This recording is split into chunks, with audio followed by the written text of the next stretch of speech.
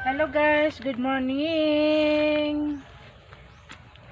Nagtanim ko ng pichay. Ito, pichay ito. Pichay na liso. Kasi yung unang unang tanim ko, hindi siya natumubo. Luma na siguro yung expired. Ito, bago to. Kinuha ko to doon sa may namin sa nalaglag doon sa municipal sa may DE. Pinangi ko to ba, tinamnan ko ulit, baka sakaling tutubo to hindi natubo yung una kong tanim. Ewan ko, expire na siguro yon. Ito, tinaniman ko ulit. Binubunot ko yung guys. Ano to? Damo. Ito. Baka to?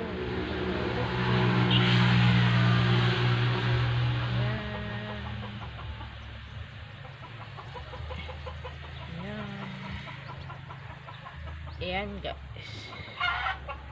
Ayan. Dito pa. Tamnan ko ulit dito guys.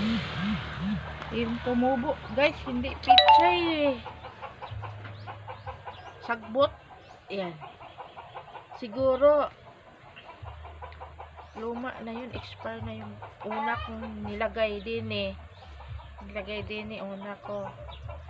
Kaya pumunta ako doon sa may agriculture namin sa municipal. Humingi ako ng pichay. Tatanim ko to. Tama ba ang pagtatanim ko? Baka hindi. Sabi kayo. Ayan. Ito, paliya to. Ito, paliya. Ito, kangkong to guys. Kangkong. Ayan.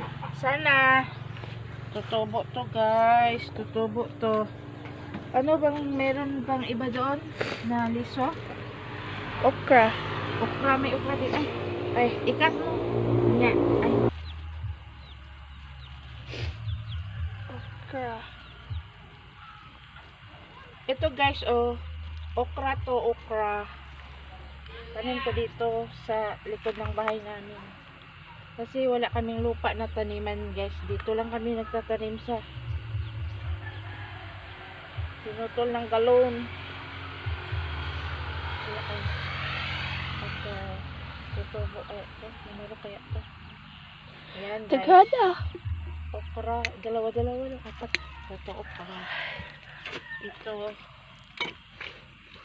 ko tatanim ko to. I-cultivate ko muna guys bago ko itanim yung liso. Liso to Liso.